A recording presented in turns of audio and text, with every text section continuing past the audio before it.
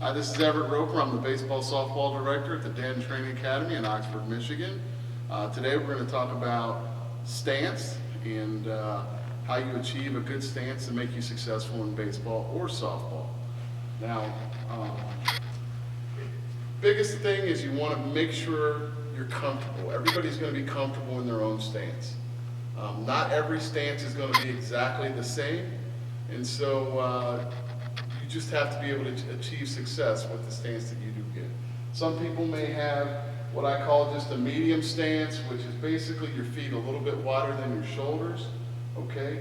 And some people may have a more narrow stance, all right, which is not a bad thing either. It helps with weight transfer, so you can really transfer that weight on that step.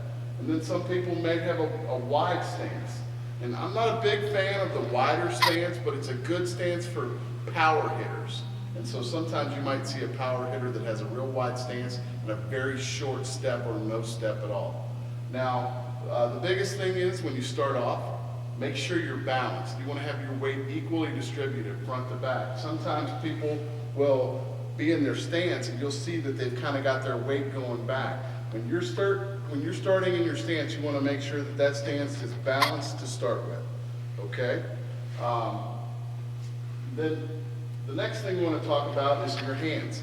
And I always talk about lining up those knocking knuckles. Those knocking knuckles keep your hands fast, keep the bat in your fingers versus in the palms of your hand.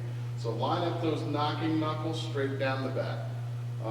Different people hold the bat different places when they start off in that stance. Some people might have the bat, but I think it should be somewhere right around here. Some people will have a higher, some people go lower. When you start to make those higher-low adjustments, you also start affecting where you get into your load. And so I like this where it's nice and close to your ears. I talk about talking on the telephone right here, kind of a lost art that we have right now.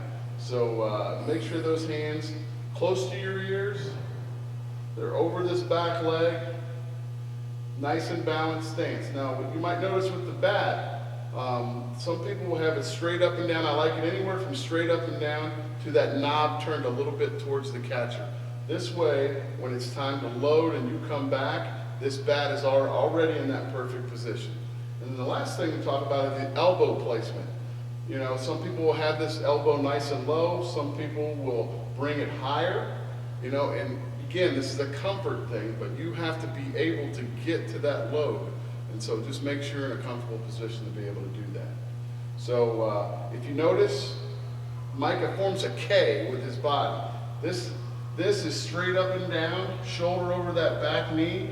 So we go straight up and down. This shoulder is a little bit lower than this shoulder. And if you went from shoulder to belly button down that front foot, it looks just like a K. So if you're in that K, good balance, weight equally distributed, you're ready to take off. You're ready to get started. Okay, that's our first lesson, kind of stance from the ground up. And we appreciate you looking.